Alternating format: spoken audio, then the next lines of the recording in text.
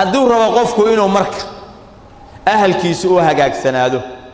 oo uu fiicnaado waa sida qof walba jecel yahay qof walba soo jecel yahay dadkaagu inay dad fiican noqdaan adduun iyo aakhira waa ku fiican ay noqdaan akhlaaq wanaagsan salaadaha ku fiican cibaadaadka ku fiican tarbiya wanaagsan ku fiican haddaba waxaa isku daydaa tillaabooyin muhim ah oo aas ina qaadid oo la timaadid marka koobaad waxay ka bilaabaneen intaadanba guursan qofkii aan nolosha la noolaan lahay inaad dooratid oo raadisid ikhtiyaaru zawjati saalixa in la raadiyo haweenay saalixada oo wanaagsanna waa min addiin weeye nabigaan amray sal ly slam fadfar bidaati diin taribat yadaak aqraadda dumarka loo guursado nebigu markuu sheegay sala allahu calayhi wasalam wuxuuna amray midda diinta u saaxiibka ah waayo diintu way baaqi ahaanaysaa quruxdu way dhammaan haddii mansab iyo jeego ay ka soo jeeddo waxa laga yaaba waxaas inay dhammaadaan maalku waa dhammaan laakiin waxaa baaqi noqonaya oo nolosha kugula baaqi noqonaya waa diin qofka in laga bilaabo walidaalika haweenay saalixad ah nebigu wuxuu ku tilmaamay sala allahu calayhi wasalam adduunyadan raaxada taallaba inayba tahayba almar'atu saalixa addunyaa mataac wa khayru mataaci addunya almar'atu saalixa adduunyada raaxadeeda waxaa ugu khayr badan oo ugu wanaagsan waa haweenayda saalixada ilaahay bari inuu mid saalixada ilaahay kugu aadiyo ilaahay kugu arsaaqo asbaabaheedana la imow oo salaaxa iyo wanaagga adigu raadi oo la imow ilaahayna bari mid wanaagsan ilaahay inuu kugu aadiyo qabiil ha ku raacin qurux ha ku raacin maal ha ku raacin mansab iyo jeega ha ku raacin waxaad ka bilowdaa shardigaaga aasaasiga ah inuu ahaado addiin wixii kaloo ziyaadaha ilaahay kugu dara waa fadlu min allahi yuutiihi man yashaa laakiin kaad ku didaa haddaad niyad wanaagsan u leedahay ilaahay waa ku waafajinaya hadday horay kuu dhaaftay fursaddaas oo hooyada guriga kuu joogtaa aysan salaax iyo wanaag aadan ku dooranin hadda waxaa kula dadaashaa ayadu inay noqoto qof khayrka iyo wanaagga ku xiran oo salaaxa iyo wanaagga ka qayb qaadata inay noqoto kula dadaal tilaabada labaad reerkaasi markuu dhismo waxaa imaanaya haddii ilaahay ku arsaaqa awlaad waxay ka bilaabanaysaa khudwada koobaad al-ikhlaas fi tarbiya al-ikhlaasu lilah maxaa yeelay camalkan qofku samaynayo tarbiyada ilmaha ah waa cibaado ilaahay baa ugu dhowaanaysa waa inuu ilaahay dartii kaa yahay oo qaradkaagu uu yahay ilmahaani intay naftooda anfacaan oo diinkooda iyo dalkooda iyo dadnimadooda iyo aakhiradooda dad dareemo oo fahmo inay noqdaan ilaahay waajibaadka uu saaro inay dareemaan oo fahmaan inay waajibaadka ilaahay gutaan kuwa addoommadu ku leeyihiin ay gutaan waxay ka imaanaysaa ikhlaas inaa ula timaadi tarbiyada koobaadbaba inaysan ka ahayn ammaanha lagaa sheego iyo hebel waa ka ilma fiican yahay hebel iyo waa ka ilma fiican yahay aysan ahayn ee ilaahay dartii ay kaa tahay ilmahaani naara ka badbaado waa camal qaali ah oo muhima ikhlaaskaas kaa markaa la timaadid ilaahayna ilmihii ku siiyo ilmihiina ay gaaraan waxbarasho khudwada kaleoo saddexaadoo raacaysaa waxa weeye inaa ilmihii oga caado dhigtid cibaadaadka iyo salaadaha iyo sadaqada iyo khayrka inay yimaadaan waa inay u caado lahaadaan waa inay dhaqan ahaan ugu tarbiyaysaa inuu caado ka dhigto ilmuhu salaadaha iyo khayrka inuu iska yimaado oo soo xaadiro tarbiyadaas waa inaan la timaada ilaahay nebi maxamed wuxuu ku yidhi calayhi الصalaaةu wasalaam wa'mur ahlaka bالصalaaة wastabir calayha ahalkaaga salaada far baa la yidhi kuna sabr ku didaal khayrkaa isaga ah waxa weeyaan ilmihii markay salaadiiba gaaraan oo tawxiidkii loo laqinay ayagoo yaryar oo ay ku barbaareen salaadiina la baray oo uu gaaray in salaada uu daa'imo oo u joogteeyo waa ka nebigu yidhi calayhi الصalaaةu wasalaam 7 sano markay gaaraan salaada bara طهارتي وين يقانا وحيكون بريس وين يقانا وحيكون أنصحي سيقانا صلاة أنت عددات ركعات كذا طهي أركان تيدي قرنيا وإنه يهي قف صلاة دي سوء لما يسترن طهي تتوصلوا كده واضربوهم عليها وهم أبناء 10 سنين تتوصلنا مركي تتوصلنا أي قارا نكو قراعة تتوصلوا قاري هدوسا تكني والوكر باشي ولذلك شيخ الإسلام ابن تيمية هذا الآن قيمة بدل أيوب هذا الكاسي وحويان وحير ومن كان عنده صغير أو مملوك أو يتيم فلم يأمره بالصلاة قفك قرقي سو كنو لياي أغون ير أما أضون أما وحوي عنق يرى وأساقوا دالي أما قرابدي سقرقي سمسيولدي سو هايو أو صلاة دا وسنفرهين والد كاسي وقفك مسؤولك كان صلاة دا ونفرهين فإنه يعاقب الكبير ويعذر تعزيرا بليغا لأنه عصى الله ورسوله نينكا وينو مسؤولكا والله عقابيا وأنا للتعزيريا تعزير يا كرباش حيل غير يا الكرباشيا محايا لإلهي يا رسولك سوى عاسي أفيرس قريقا آد مسؤولكا كتاها لقب الله ومات ويدي إلمها طوان سنة قاري مكوتو كلام أما أدوك دلا ما هدلي مسؤول مكتها ما تكلم بس ما تكلم هذين أنتو كنن أو سيدا كفير ستد وحويان شرع الإسلام كا محكمات إنه صاره ولا صوت تاجو ولا تعزيره تعزير حيل دير أيام متيسطي عليه رسول الله العزيز يلا أمر يلا لا هطليا أمر كان وحويان هذا اللي قوله هطليا إن هذا مسؤول كتها يدوري جاجا يدك تشوجا صلاة وإن تكذا وتقول تربية تعليم تكوبادة قفك ضيعه وحو ضيعي وحلا ضيعه وحو ضرنا وحو يرى الإمام ابن القيم فمن أهمل تعليم ولده ما ينفعه قفك كإهمالية عنقيسة وحي أنفع لها إنه بره وتركه سدى اسكان السيدايا صغى حرق فرها كقاعدة سأسك قداي فقد أساء غاية الإساءة حمين الحماية وح الحماية وح ما بكو حماية قفل الحماية حمان لو جيست مدي وين يدبو أباها سلميسة وجيست مركز وحير ابن القيم وأكثر الأولاد أولاد أين أركي إنه فسادي بدن كودو إنما جاء فساده من قبل الآباء فساد كاسي وحو كي مدين آبا يالك وترك تعليمهم فرائض الدين والسنن إهمالين يبر الله أنت أيسن دين إلهي برنين أيها فساد وهل كاسو كيمي مركز وحي فأضاعوهم صغارا المهود وحي ضيعين أولميين أيغو يرير فلم ينتفعوا بأنفسهم نفتوا ذمينا أنفعين المهاس ولم ينفعوا آباءهم كبارا أبيالكم ما أين أنفعين مركي وين هذه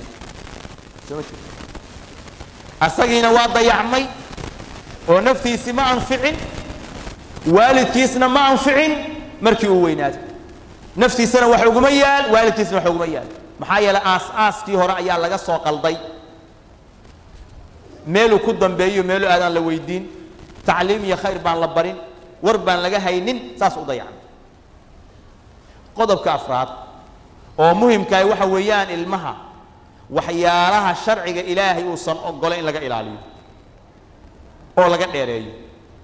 أو وحيالها منكرات كان نعيب كودا قلبي كودا لقو طلعه قلبي كودا إن المها لقو طلعه منكر كأنه نعه أو منكر كحون يا وحى حون أن المها لو خراريه أو خطرت أوليه هاي لو غشيكيه أو قلبي يسكن عن منكرات تربية سنة واحد أغانيسا نبي الله محمد صلى الله عليه وسلم ويلكو أوها وأها وقبل لي سؤال شاء الحسن بن علي أصغير أو صغير أو حبا أنك لسوعي كرين أيو حبات تمير أنتو قاطو تميرتي صدقاء أحد كم ذا أيو أفك كوريت نبي عليه الصلاة والسلام وعنانت عقوب الله وكخ مع أنه هذا وحي لم يتاي أف أدو يري المها يركع وكله وكلمة وحى الله حمين يوي أنت مركو يري وحكى له روايتك النبي وحكى يري صلى الله عليه وسلم ارمي بها والطور وحافك شتي طور مرصد حاق ألقيها يا بني ألقيها يا بني ويلكيجيو طور طور طور وكطور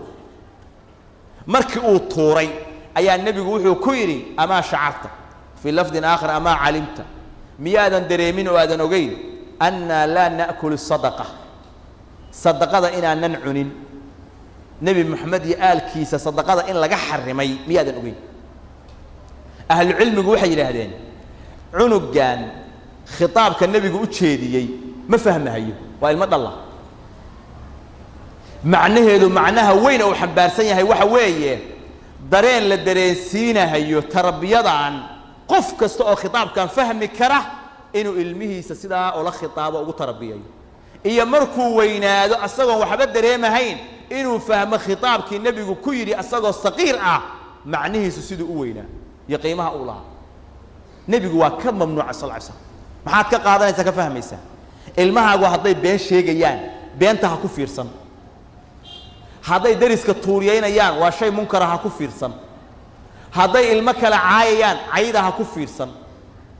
hadday tuuga sameynayaan waxadayaan ha ku fiirsan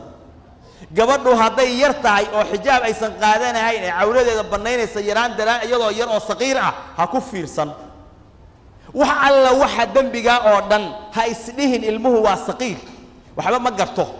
kalifaad ma saarna dambiga loo qori mahayo adaa lagu qorahayo هذا اللي يقول قرهي وهي التربية هذا اللي قالها بنا تربية بل نبي الله محمد فيري صلى الله عليه وسلم المها صغير كاه وانت يرتع وحبا انك للسوعي كرين ميا لو قرهي حبتي ميرو صدقاء وعنا تربية وين معناها اي لا هاي اي حديث كنا تصير وان المها اللي قلت تربية يا حمان اي تاي وحا حن او دوان لو تربية oo akhlaaqda xun oo dhan la baraa oo la yiraahdaa waxaasi waa sidaas waa xun yihiin iska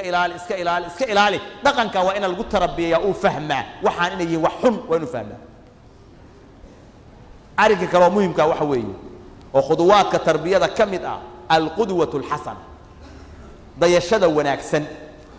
ilmuhu inay ka arkaan waxay arkaan bay fiirsanayaan wiil yariisa oo yar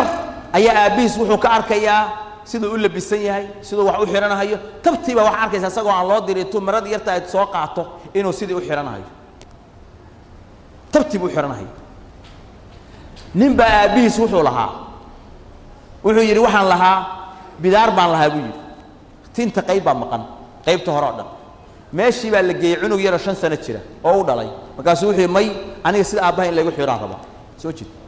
aniga sida aabahay in la igu xiraan raba qaybtan hore in laga baabiyaan raba tinta oo laga daayo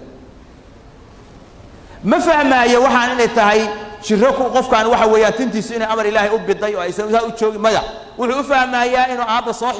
xiirtay qaybtaana uu baneeyay qaybtaana uu deystay intaas ka fahmaayo alqudwatu alhasana yaa laga raba alqudwatu alhasana hooyada aabaha macallimiinta madaarista dhiga ama iskuulada ama jaamacaadka ama kuwa quraanka dhammaantood waa mas'uuliyad culus arinta iyada ah waa inaan qowlka iyo ficilku iskhilaafin waxa aabuhu sheegayo iyo ficilka uu sameeynayo waa inay iswaafaqsan yihiin hadduu aaba leeyahay beenha sheegin asagu been sheegayo hadduu asagu waxadahay hadduu leeyahay sigaarka jaadka cunin asagu cabayo cunayo hadduu leeyahay bax salaada aad asagu salaada aadahay maxaad u malanaysaa marka ma soconayso وانا بدي إلهي يقول يا أيها الذين آمنوا لما تقولون ما لا تفعلون وحينا أرانا محاضوا الذين وحينا سميناها وخطر نبي الله شعيب حقوم كسكويري وما أريد أن أخالفكم إلى ما أنهاكم عنه ما دون يا إدين ضممره وحي أنا ذكر يا أنو تان شيء ذكر يا منكر إنا أنو إدين ضممره ما أن دونه سيدا أن إنكر يا أنو ونوغهر هاي وإني آبيالك يا معلمين يا مدارس تدك مسؤولك كا أي كأركان تربية أخلاق وناكسن وإني كأركان ولي بوحن ليا المضج عنته إنه يقوم تشران المو وحي عنته يقوم تشران لا بقوله إسكولة ده يتسامع علىها الصباح ده أيوك الله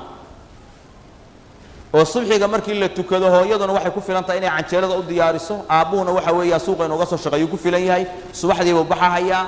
عصر كيامات الضواسع سديد ساعة بيقولي وكسر دعيا سوى الدالن boorso dhabarka ku sitoo daalan qadadii oo diyaarsan buu cunahayaa galabtiina waxaa la yidhaahdaa banooniga iyo meelaha lagu soo ciyaaro aadaa qoladaas gacanta ugu jira subaxdii oo dhan iyaga ka faa'iidaysta qolo kalaa u soo baxday galabtii iyo habeenkii ilmaha waa qolada waxa weeyaan u furtay meelaha ciyaaraha shaneemooyinka mataqaanaa internetka waxyaalaha moobeeladii waxaas buu ku mashquul yahay adiga marka ma is arkaysaan baba u fiirso inaad is aragtaan baaba yarba inaad kulantaan baaba yar qoladan marka mas'uuliyadda ugu culus ay saarantaa waxa weeye